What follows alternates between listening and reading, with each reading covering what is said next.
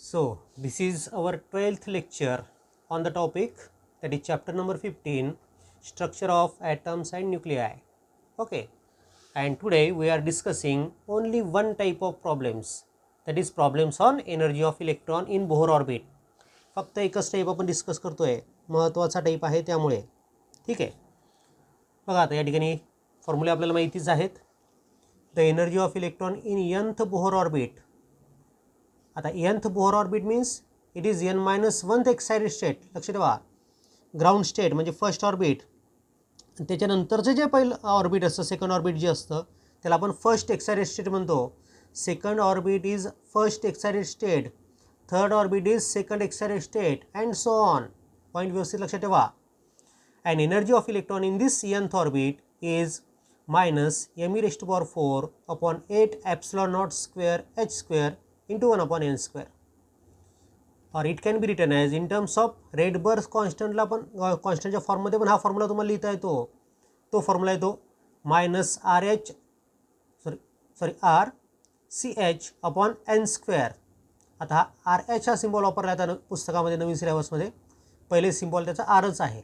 Okay, so RHCH upon n square हा एनर्जीचा दुसरा formula. आता या फॉर्म्युल्यावरून काय दिसतं, तर energy is inversely proportional to n square. Okay, आता याच फॉर्म्युल्यावरनं किंवा आपण कायनेटिक एनर्जी काढली होती, पोटेन्शियल एनर्जी काढली होती आणि त्याच्यावरून टोटल एनर्जीचा फॉर्म्युला तयार केला होता. तर कायनेटिक एनर्जी जी आपण शोधली होती तिचा फॉर्म्युला बघा काय होता. तर kinetic energy of electron in nth orbit it is plus. Kinetic energy positive असते, टोटल एनर्जी निगेटिव्ह, कारण की इलेक्ट्रॉन हा बाउंड टू द न्यूक्लियस असतो म्हणून निगेटिव्ह असते ही, आणि पोटेन्शियल एनर्जी पण निगेटिव्हच असेल. ठीक आहे. आता या ठिकाणी कायनेटिक एनर्जी असेल me⁴ upon 8 epsilon naught square h square into 1 upon n square. दोन्ही फॉर्म्युले सारखेच आहेत, फक्त ही प्लस आहे ही मायनस आहे. टोटल एनर्जी इज निगेटिव्ह आणि कायनेटिक एनर्जी इज पॉझिटिव्ह, म्हणून kinetic energy is negative of total energy. बरोबर आहे माझं वाक्य. Kinetic energy is negative of total energy of that orbit. त्यानंतर पोटेन्शियल एनर्जीचा फॉर्म्युला काय असतो, आपण डिराईव्ह केला आहे formula -me⁴ upon 4 epsilon naught square h square into 1 upon n square. इथे पोटेन्शियल एनर्जीच्या फॉर्म्युल्यामध्ये 4 आहे, कायनेटिक एनर्जीच्या फॉर्म्युल्यामध्ये 8 आहे आणि टोटल एनर्जीच्या फॉर्म्युल्यामध्ये 8 आहे. मग आता याला जर तुम्ही सिम्प्लिफाय केलं तर ही पण मायनस आहे, ही पण मायनस आहे. इथे 1/8 आहे, इथे 1/4 आहे. त्यामुळे हा जो 1/4 आहे तो 1/8च्या 2 times. So 2 times total energy of electron in nth orbit. So potential energy ही त्या ऑर्बिटमध्ये असणाऱ्या टोटल एनर्जीच्या ट्वाईस असते, लक्षात घ्या. आणि कायनेटिक एनर्जी टोटल एनर्जी एवढीच असते, फक्त पॉझिटिव्ह असते. दोन्ही रिलेशन लक्षात ठेवा. पोटेन्शियल एनर्जी टोटल एनर्जीच्या ट्वाईस आणि कायनेटिक एनर्जी टोटल एनर्जीच्या निगेटिव्ह. ओके, मग आता रिलेशन्स आपल्याजवळ आहेतच, तेच रिलेशन या ठिकाणी बघतोय आपण. Energy of electron in nth orbit is inversely proportional to n square. म्हणजेच En अपॉन E1 जर केलं तर हा रेशो येईल 1 अपॉन n स्क्वेअर. त्याचप्रकारे कायनेटिक एनर्जी पण inversely proportional to n square दिसते तुम्हाला. Kinetic energy is inversely proportional to n square. So again you can write kinetic energy of nth orbit upon kinetic energy of electron in first orbit is equal to 1 upon n square. Similarly potential energy is also inversely proportional to n square. So potential energy in nth orbit upon potential energy in first orbit is equal to 1 upon n square. हे point लक्षात ठेवा. Second orbit means first excited state, third orbit means second excited state, fourth orbit means third excited state and so on. हे सगळे फॉर्म्युले तुम्हाला लक्षात ठेवायचे आहेत. Now the first example, and the example is from board exam, that is October 2002 and March 1984. Example काय विचारलं होतं परीक्षेमध्ये बघा. Calculate the energy of electron in ground state of hydrogen item. आता ग्राउंड स्टेट म्हणजे पहिलं ऑर्बिट आहे ना, तर त्या पहिल्या ऑर्बिटमधले इलेक्ट्रॉनची एनर्जी तुम्हाला कॅल्क्युलेट करायची आहे. आता एनर्जी म्हटलं म्हणजे टोटल एनर्जीच. इथे कायनेटिक एनर्जी, पोटेन्शियल एनर्जी आणि टोटल एनर्जी असा त्याचा अर्थ नाही. एनर्जी म्हणजे ही टोटल एनर्जी. आता हे शोधण्यासाठी काही व्हॅल्यूज तिथे दिलेल्या होत्या, त्या मी डायरेक्ट गिव्हनमध्ये लिहिलेल्या आहेत. एम म्हणजे mass of electron, it is 9.1 into 10⁻³ kilogram. E म्हणजे charge on the electron, it is 1.6 into 10⁻19 coulomb. Epsilon 0 म्हणजे परमिटिव्हिटी ऑफ फ्री स्पेस, ती असते 8.85 into 10⁻12 coulomb square per newton metre square. H हा असतो Planck's constant आणि त्याची value सगळ्यांना माहिती आहे 6.63 into 10⁻34 joule second. 1 electron volt, कारण की एनर्जी आपल्याला शोधायची, शक्यतोवर एनर्जी इलेक्ट्रॉन व्होल्टमध्येच शोधायची, हे लक्षात ठेवा. पॉईंट मी जे सांगतोय ते ऐका. एनर्जीचं कॅल्क्युलेशन जर असेल, energy of electron, kinetic energy किंवा पोटेन्शियल एनर्जी, तर ती शक्यतोवर इलेक्ट्रॉन व्होल्टमध्ये काढा. आणि जूलचं कन्व्हर्शन इलेक्ट्रॉन व्होल्टमध्ये करायचं असेल तर काय करतो आपण, त्या जूलमधल्या एनर्जीला आपण 1.6 इंटू 10⁻19 डिवाईड करतो, बरोबर आहे. So 1 electron volt is 1.6 into 10⁻19 joule, हे रिलेशन लक्षात ठेवा. आणि आपल्याला पहिल्या ऑर्बिटमध्ये असणाऱ्या इलेक्ट्रॉनची एनर्जी काढायची, म्हणजे E1 आपल्याला शोधायचं आहे. मग जनरल फॉर्म्युला घेतला मी. The energy of electron in nth orbit is -me⁴ epsilon naught square h square into 1/n square. आपल्याला पहिल्या ऑर्बिटमधली एनर्जी पाहिजे. So energy in first orbit is, इथे n ची व्हॅल्यू 1 प्लेस केली मी, तर हा रेशो होईल 1. So it is -me⁴ upon 8 epsilon naught square h square into 1. Value put केली, m ची व्हॅल्यू 9.1 इंटू 10⁻31 e⁴. ई ची व्हॅल्यू किती आहे 1.6 into 10⁻19. So 1.6 into 1.6 into 1.6 into 1.6 into 10⁻19 into 10⁻19 into 10⁻19 into 10⁻19. बरोबर आहेत का. डायरेक्ट मी 10⁻76 लिहून टाकले अपॉन 8 एप्सिलॉन नॉटचा स्क्वेअर आहे, म्हणजे 8.85 इंटू 8.85 इंटू 10⁻12 असतात ना, 10⁻12 इंटू 10⁻12 म्हणजे 10⁻24 झाला एप्सिलॉन नॉटचा स्क्वेअर. h स्क्वेअर म्हणजे 6.63 इंटू 6.63 इंटू 10⁻34 इंटू 10⁻34 म्हणजे 10⁻68. सगळी 10ची पॉवर एकत्र केली, ती आली 10ची पॉवर -107 प्लस 92 म्हणजे 10ची पॉवर -15 तुम्हाला मिळते. ठीक आहे. न्यूमरेटरमध्ये 9.1 1.6 1.6 1.6 1.6 यांचा प्रॉडक्ट घेतला, तो आला 59.64. डिनॉमिनेटरमध्ये 8 इंटू 8.5 इंटू 8.5 इंटू 6.63 इंटू 6.63 हा प्रॉडक्ट घेतला, तो आला 27542.5 एवढा. दोघांचा रेशो घेतोय आपण, मायनस साईन आहेच तिथे कारण की एनर्जी निगेटिव्ह असते आपल्याला माहिती आहे. तो रेशो घेतला आपण, तर तो रेशो येतो -0.002165 इंटू 10ची पॉवर -15. म्हणजेच आता हा डेसिमल पॉईंट 0.00 होता.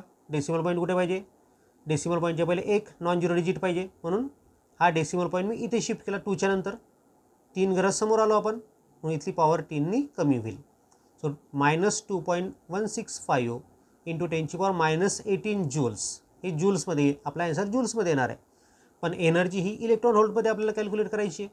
मग या जूलचं कन्व्हर्शन इलेक्ट्रॉन व्होल्टमध्ये करावं लागेल.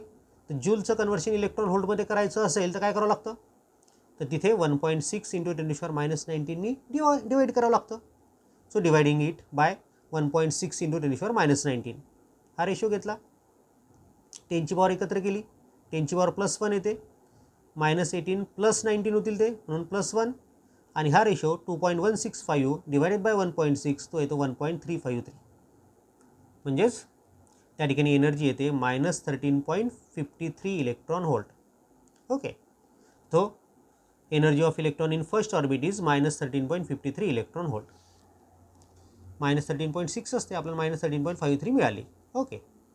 तुम्हाला ॲन्सर लॉग टेबलनुसार जेव्हा तुम्ही सोडवसाल तर हे ॲन्सर थोडंसं वेगळं येईल. हां, एक्झॅक्ट एवढं ॲन्सर तुमचं येणार नाही, थोडंसं वेगळं येईल. डेसिमल पॉईंटमध्ये किंवा या डिजिटमध्ये फरक पडेल. Now again the example number 2 which is taken from March 91 and October 94 exam. ठीक आहे. बघा एक्झाम्पलमध्ये काय विचारलं आहे, energy in ground state of normal hydrogen atom is -13.6 electron volt. Ground स्टेटमध्ये त्या इलेक्ट्रॉनची एनर्जी -13.6 इलेक्ट्रॉन व्होल्ट असते. Calculate its kinetic energy and potential energy in the same orbit. तर त्याच ऑर्बिटमधली त्याची कायनेटिक एनर्जी काढा आणि पोटेन्शियल एनर्जी काढा. कायनेटिक एनर्जी किती असते आठवतं का, आत्ताच आपण फॉर्म्युला बघितला, kinetic energy is equal to negative of total energy. जेवढी टोटल एनर्जी असते तेवढीच कायनेटिक एनर्जी असते, फक्त ही कायनेटिक एनर्जी पॉझिटिव्ह असते. आणि पोटेन्शियल एनर्जी काय असते, याच्या ट्वाईस. टोटल एनर्जीच्या टॉईस असते. हे रिलेशन आपल्याला माहिती आहे. ठीक आहे, मग त्याच प्रकारे आपण सोडवतो आहे त्याला. Energy in first orbit is given -13.6 electron volt. You have to find kinetic energy in first orbit and potential energy in the same orbit, that is first orbit. So energy of electron in first orbit is, formula आपल्याला माहिती आहे, -m⁴/8 epsilon naught square h square आणि ती असते -13.6 electron volt ही आपल्याला दिलेली आहे. मी kinetic एनर्जीचा formula येतो. तर kinetic energy of electron in first orbit, so Ke1 formula पुन्हा हाच, फक्त प्लस असेल. So m⁴/8 epsilon naught square h square. So it is minus of E1, total एनर्जीच्या मायनस. टोटल एनर्जी -13.6 आहे, -13.6च्या मायनस म्हणून +13.6 electron volt. Okay, +13.6 electron volt तुम्हाला kinetic energy पहिल्या ऑर्बिटमधल्या इलेक्ट्रॉनची मिळाली. पोटेन्शियल एनर्जी कॅल्क्युलेट करू आपण. पोटेन्शियल एनर्जीचा फॉर्म्युला काय, -m⁴/4 epsilon naught h square. याला मी या इक्वेशनला 2नी मल्टिप्लाय करतो, 2नी डिवाइड करतो, 2नी मल्टिप्लाय केलं, 2नी डिवाइड केलं, 4 2 जा 8. म्हणजे काय झालं, टोटल एनर्जीचा फॉर्म्युला झाला हा एवढा घेतला तर. So 2 times total energy, so it becomes 2 times E1.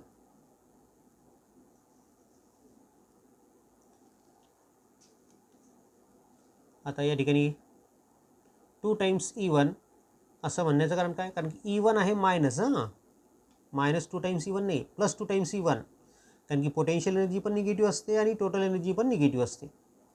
So potential energy in first orbit is 2 times E1. E1 is -13.6, so it is -27.2 electron volt. Kinetic energy पण मिळाली आपल्याला पहिल्या ऑर्बिटमधली पोटेन्शियल एनर्जी पण मिळाली. मग तुम्हाला लक्षात काय ठेवायचं आहे, जेवढी टोटल एनर्जी असेल तेवढीच कायनेटिक एनर्जी असते, फक्त कायनेटिक एनर्जी पॉझिटिव्ह असते. आणि पोटेन्शियल एनर्जीच्या संदर्भात काय लक्षात ठेवाल, जेवढी टोटल एनर्जी असते त्याच्या दुप्पट, त्याच्या ट्वाईस काय असते, पोटेन्शियल एनर्जी. राहील पॉईंट लक्षात, तो लक्षात ठेवायचा आहे तुम्हाला. Now the third example is again from March 2008 board exam. Find the energy of electron in second Bohr orbit in hydrogen atom. आणि सेकंड ऑर्बिटमधली एनर्जी काढण्यासाठी काय दिलं आहे, energy in first orbit is given -13.6 electron volt. पहिल्या ऑर्बिटमधली energy दिलेली आहे, दुसऱ्या ऑर्बिटमधली एनर्जी काढायची आहे. So E1 is given -13.6, E2 you have to find. So the energy of electron in Bohr orbit and its principal quantum number are related as. तर En चा relation काय असतं यांची, तर En is inversely proportional to n². So energy of electron in second orbit will be E2 is inversely proportional to 2 square. Similarly, energy of electron in first orbit is E1 inversely proportional to 1/1 square. So E2 upon E1 या दोघांचा ratio घेतला, E2 upon E1 काय होईल, 1 square upon 2 square. E2 upon E1 आहे 1 square upon 2 square, म्हणजेच E2 असेल E1/4, म्हणजेच -13.6 upon 4. So it is -3.4 electron volt. म्हणजे सेकंड ऑर्बिटची एनर्जी किंवा सेकंड ऑर्बिटमध्ये जो इलेक्ट्रॉन फिरतोय त्याची एनर्जी असेल -3.4 electron volt. Therefore energy of electron in second orbit is -3.4 electron volt. हे third example. The fourth example it is again from board exam, that is March 2013. आता यामध्ये काय म्हटलं पहा, find the value of energy of electron in third Bohr orbit in electron volt. तिसऱ्या ऑर्बिटमधल्या इलेक्ट्रॉनची energy शोधायची आपल्याला इन इलेक्ट्रॉन व्होल्टमध्ये. आणि त्यासाठी काय दिलं आहे, रेडबर्ग्स कॉन्स्टंट दिला आहे. आता एनर्जीच्या फॉर्म्युल्यामध्ये रेडबर्ग कॉन्स्टंट नव्हता, पण इथे त्यांनी दिलं रेडबर्ग कॉन्स्टंट दिला आपल्याला 1.097 × 10⁻⁷ पर मीटर. H दिला आहे 6.63 × 10⁻34 आणि C दिला आहे. मग आता बघा आपल्याला RH दिलेला आहे, रेडबर्ग कॉन्स्टंट म्हणजे H दिलेला आहे, C दिलेला आहे आणि आपल्याला तिसऱ्या ऑर्बिटमधल्या इलेक्ट्रॉनची एनर्जी काढायची, E3 काढायची आहे. मग आता आपल्याजवळ in terms of Rydberg constant formula एनर्जीचा, energy in nth orbit is -RCH/n², बरोबर आहे.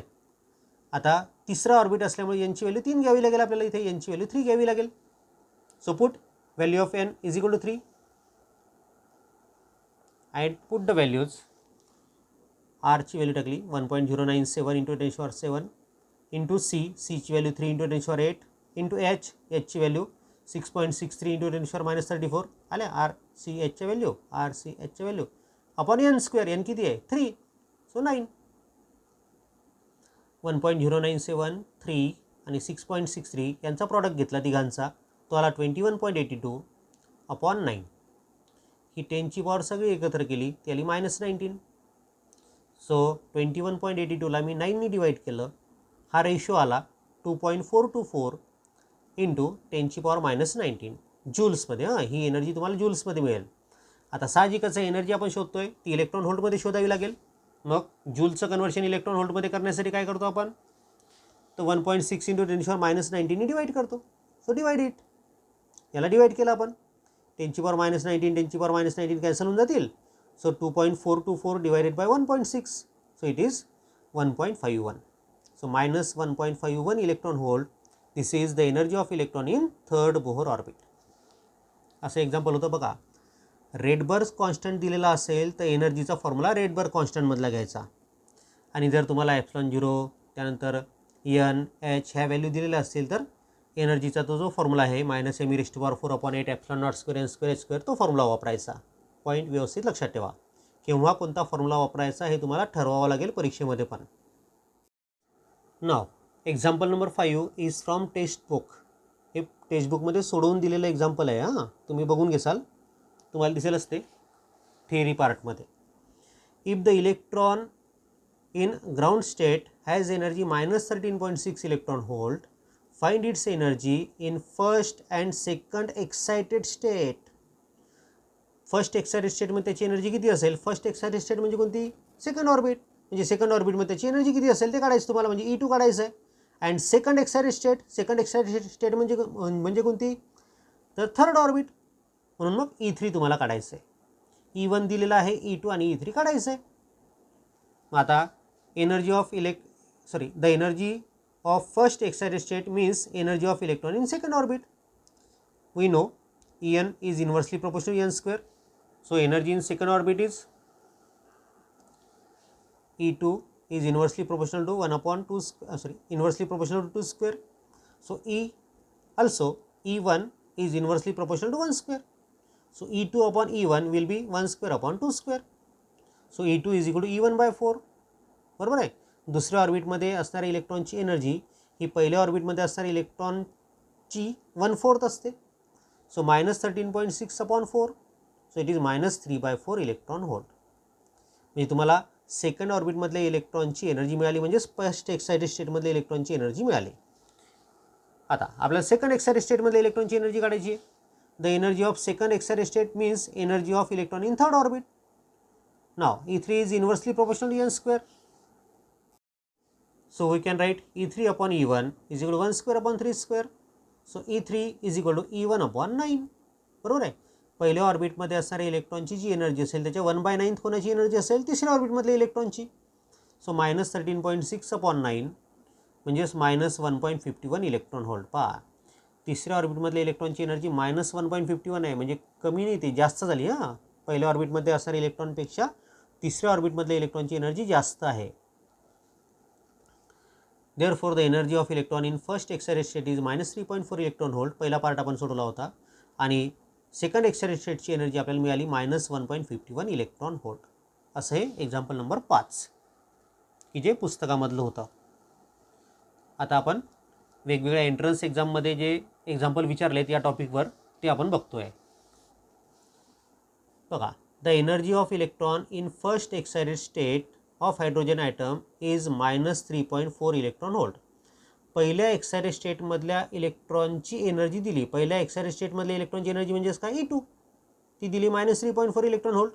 इट्स कायनेटिक एनर्जी इज, तर त्याची कायनेटिक एनर्जी किती असेल, जेवढी टोटल एनर्जी असते तेवढीच कायनेटिक एनर्जी असते, फक्त प्लस असते. So kinetic energy in second orbit आपल्याला शोधायची आहे. राजस्थान PET, CBSE PMT म्हणजे आजकाल तुम्ही त्याला नीट हा शब्द वापरता. पहिले AIPMT पण याला म्हणायचे नंतरच्या काळात. पहिले CBSE PMT होती, नंतर AIPMT होती, नंतर आता सध्या त्याचं नाव नीट पडलेलं आहे. म्हणजे नीटच्या एक्झाममध्ये 2005 आणि 2007 हे ऑब्जेक्टिव्ह विचारलेलं आहे. We know that energy of electron in second orbit that is first excited state is. तर सेकंड ऑर्बिटमध्ये एनर्जी किती असते, तर मायनस m⁴/4/8 ε0² h² × 1/2². एवढी एनर्जी असते. कायनेटिक एनर्जी किती असते सेकंड ऑर्बिटमध्ये, कायनेटिक एनर्जीचा पण फॉर्म्युला तोच, फक्त प्लस आहे, बरोबर. म्हणजेच kinetic energy in second orbit is negative of total energy. Therefore kinetic energy becomes plus 3.4 electron volt. Total energy 3.4 आहे म्हणून ही प्लस झाली. बघा, जेवढी टोटल एनर्जी असते तेवढीच कायनेटिक एनर्जी असते, फक्त कायनेटिक एनर्जी पॉझिटिव्ह असते. आणि पोटेन्शियल एनर्जीबद्दल बोललो आपण, तर पोटेन्शियल एनर्जी त्या टोटल एनर्जीच्या ट्वाईस असते आणि ती मात्र निगेटिव्ह असते, हे आपल्याला माहिती आहे. पहा, पुन्हा पुन्हा तेच ते कॉन्सेप्ट येत आहेत वेगवेगळ्या प्रॉब्लेममध्ये. नाव the example number 7 which is again taken from the entrance exam. CBSE BMT म्हणजे तुमची नीट सध्याची. नीटच्या 1996मध्ये, 1997मध्ये, 2001मध्ये, 2008मध्ये 4 वर्षी हे एक्झाम्पल विचारलेलं आहे. MP PMT असते, मध्य प्रदेश PMT 2000च्या परीक्षेमध्ये विचारलं आहे. AFMC म्हणजे आर्म फोर्स मेडिकल कॉलेज 2000, 2001, 2002 3 वर्ष सलग विचारलेलं एक्झाम्पल आहे. कर्नाटक CETमध्ये 2001मध्ये विचारलं आहे. BCEC या एक्झाममध्ये पण 2003मध्ये विचारलं आहे. MP PETमध्ये पण 2005मध्ये विचारलेलं आहे. ठीक आहे, मग काय एक्झाम्पल आहे पहा. The energy of hydrogen atom in its ground state is -13.6 electron volt. Ground स्टेटमधली एनर्जी म्हणजेच E1 किती आहे, -13.6 electron volt. The energy of the level corresponding to second Bohr orbit that is first excited state is. Second Bohr ऑर्बिटसाठी energy किती असेल किंवा first excited स्टेटची energy किती असेल. पहिल्या ऑर्बिटची एनर्जी दिलेली आहे किंवा पहिल्या प्रिन्सिपल क्वांटम नंबर 1 असायची एनर्जी दिलेली आहे. दुसऱ्या ऑर्बिटची एनर्जी आपल्याला शोधायची. आता पुन्हा आपण तेच रिलेशन वापरू. En is inversely proportional to n². आपण सरळ सरळ लिहिणार आहे E2/E1 = 1/2/2². हे तुम्हाला डायरेक्ट लिहिता येतं. एंट्रन्स एक्झाममध्ये काही एवढं सोडवत बसायचं नाही. हे मी तुम्हाला सोडून दाखवलं कसं सोडवायचं तर. So En is inversely proportional to n² म्हणजे E1 is inversely proportional to 1² आणि E2 is inversely proportional to 2². या दोघांचा रेशो घेतला तर E2/E1 केलं तर 1²/2². मग त्यानुसार केलं त्याला सॉल्व आपण. So E2 is equal to E1/4. E1 is -13.6/4 म्हणजेच -3.4 electron volt. So therefore energy associated with second orbit or first excited state is -3.4 electron volt. बघा, एकदम सोपं आहे. कितीतरी एक्झाममध्ये विचारलेलं एक्झाम्पल आहे. तुमच्या नीटमध्ये 4 वेळा विचारलेलं आहे. Okay, again example number 8 which is again taken from the entrance exam. CPMT 1997, RPMT, C म्हणजे चंदीगड, R म्हणजे राजस्थान, RPMT 1999, 2005 2 परीक्षेत विचारलं. या DCEमध्ये 2001मध्ये, केरला PMTमध्ये 2004मध्ये, MP PMTमध्ये 2012मध्ये. ठीक आहे, आता इथे काय दिलं पहा. In the nth orbit the energy of electron in hydrogen atom is -13.6/n² electron volt. nthव्या ऑर्बिटमध्ये त्या इलेक्ट्रॉनची एनर्जी किती असते, तर -13.6/n² इलेक्ट्रॉन व्होल्ट एवढी असते, असं त्यांनी म्हटलेलं आहे. The energy required to take the electron from first orbit to second orbit. जर तुम्हाला इलेक्ट्रॉनला पहिल्या ऑर्बिटमधून दुसऱ्या ऑर्बिटमध्ये न्यायचं असेल तर किती एनर्जी द्यावी लागेल. किती एनर्जी द्यावी लागेल, जेवढा एनर्जी डिफरन्स त्या 2 स्टेटमध्ये तेवढी एनर्जी द्यावी लागेल, हे आपल्याला समजतं. बघा, आता nthव्या ऑर्बिटची एनर्जी त्यांनी दिलेली आहे -13.6/n² इलेक्ट्रॉन व्होल्ट. आणि आपल्याला विचारलं काय, तर पहिल्या ऑर्बिटमधून दुसऱ्या ऑर्बिटमध्ये इलेक्ट्रॉनला नेताना किती एनर्जी द्यावी लागेल. म्हणजे E2 - E1 आपल्याला काढायचं आहे की E1 - E2 काढायचं. दुसऱ्या ऑर्बिटमध्ये असणाऱ्या इलेक्ट्रॉनची एनर्जी जास्त असते आपल्याला माहिती आहे, आणि पहिल्या ऑर्बिटमध्ये असणारी इलेक्ट्रॉनची एनर्जी कमी असते. मायनस साईन आहे, हां, मायनस साईन लक्षात ठेवा. So E2 - E1 we have to find. बघा, आता कसं सोडवसाल. तुम्हाला ही कंडिशन दिलेली आहे, या कंडिशनचा वापर करून तुम्हाला सोडवायचं आहे. Energy of electron in nth orbit formula आपल्याला दिलेला आहे. मग पहिल्या ऑर्बिटमध्ये एनर्जी काय होईल, -13.6/1² म्हणजेच -13.6 electron volt. Energy in second orbit किती होईल, -13.6/2². सेकंड ऑर्बिटमधली एनर्जी म्हणजेच -13.6/4 म्हणजेच -3.4 इलेक्ट्रॉन व्होल्ट. आता पहिल्या ऑर्बिटमधली एनर्जी -13.6 इलेक्ट्रॉन व्होल्ट आहे. दुसऱ्या ऑर्बिटमध्ये त्या इलेक्ट्रॉनची एनर्जी -3.4 इलेक्ट्रॉन व्होल्ट एवढी होणार आहे. आपल्याला पहिल्या ऑर्बिटमधनं त्याला दुसऱ्या ऑर्बिटमध्ये न्यायचं आहे. मग किती एनर्जी द्यावी लागेल? तर या एनर्जी डिफरन्स एवढी, म्हणून हा एनर्जीचा डिफरन्स तुम्हाला घ्यायचा आहे. So energy required to take the electron from orbit 1 to orbit 2 is E2 - E1. E2 किती आहे? -3.4 -13.6 म्हणजे -3.4 + 13.6 या दोघांचं सबट्रॅक्शन करा. 13.6 मधनं 3.4 सबट्रॅक्ट केले तर ते राहतात 10.2. So E2 - E1 is 10.2 electron volt. So the energy required to take the electron from first orbit to second orbit is 10.2 electron volt. मग असाच प्रश्न तुम्हाला जर आला, एखादा एक्झाम्पल असं आलं की find the energy supplied to the electron so that it move from first orbit to third orbit, काय करताल तुम्ही? E3 - E1 काढायचं. Okay, and so on. याच प्रकारे तुम्ही ते सोडवू शकता. Energy of electron in nth Bohr orbit formula आपल्याजवळ -RCH/n² असा आहे. या फॉर्म्युल्यावर एक्झाम्पल सापडला अजून एक मला. मागचा जो सिलेबस होता त्या मागच्या सिलेबसच्या पुस्तकामध्ये हे एक्झाम्पल मिळालं. Find the value of रेडबर्ग्स constant if the energy of electron in second orbit is -3.4 electron volt. दुसऱ्या ऑर्बिटमधल्या इलेक्ट्रॉनची एनर्जी जर -3.4 इलेक्ट्रॉन व्होल्ट आहे तर रेडबर्ग्स कॉन्स्टंट काढा. So E2 is given -3.4 electron volt. So E2 is -3.4 × 1.6 × 10⁻⁹ जूलमध्ये convert करून घेतलं मी त्याला इलेक्ट्रॉन व्होल्टला जूलमध्ये, कारण की आता ही एनर्जी आपल्याला वापरायची आहे. एनर्जी वापरण्यासाठी तिला जूल्समध्ये घ्यावं लागतं. ओके, सो एच दिलं आहे प्लँक्स कॉन्स्टंट 6.63 × 10⁻34 जूल सेकंद आणि सी आपल्याला दिलेला आहे 3 × 10⁸. आणि आपल्याला रेडबर्ग्स कॉन्स्टंट म्हणजे आर कॅल्क्युलेट करायचं आहे. So energy of electron in nth Bohr orbit काय आहे? En is equal to -RCH/n². So energy in second orbit काय होईल मग? -RCH/4. बरोबर आहे. आपल्याला हा आर काढायचा आहे. मग आर साठी फॉर्म्युला काय होईल? आर साठी फॉर्म्युला हा 4 इकडे शिफ्ट झाला, 4 × E2. 4 × E2 हा मायनस पण साईन तिकडे शिफ्ट केली आपण upon CH. So -4 × E2 upon CH. So -4 E2. E2 is -3.4 electron volt. So -3.4 × 1.6 × 10⁻⁹ E2 ची व्हॅल्यू टाकली मी. सी म्हणजे 3 × 10⁸ आणि एच म्हणजे 6.63 × 10⁻34. सिम्प्लिफाय केलं त्याला मायनस मायनस झालं प्लस. बरोबर आहे. 4 × 3.4 × 1.6 चा गुणाकार केला मी. That product is found to be 21.76 आणि डिनॉमिनेटरमध्ये 3 × 6.63 म्हणजे 19.89. हा रेशो घेतला 21.76 डिवायडेड बाय 19.89 तर तो रेशो येतो 1.094. 10ची पॉवर 7 येते. सो 10⁻7. सो 1.094 × 10⁻7. आता लक्षात ठेवा रेडबर्ग्स कॉन्स्टंटचं युनिट असतं पर मीटर. हां. So Rydberg's constant is 1.094 × 10⁻7 per metre.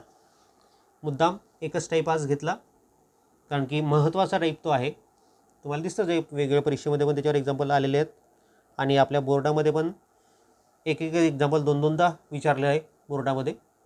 त्यामुळे एक महत्त्वाचा टाईप हा असल्यामुळे मी आज फक्त एकच टाईप तुमचा कव्हर केला आहे. सगळे प्रॉब्लेम्स व्यवस्थित तुमच्या नोटबुकमध्ये व्यवस्थित लिहून ठेवा. नाहीतर तुम्हाला जो PDF फॉर्ममध्ये मी फाईल पाठवत असतो त्या PDFचे व्यवस्थित झेरॉक्स करून ठेवा. हरपू नका देऊ. ओके.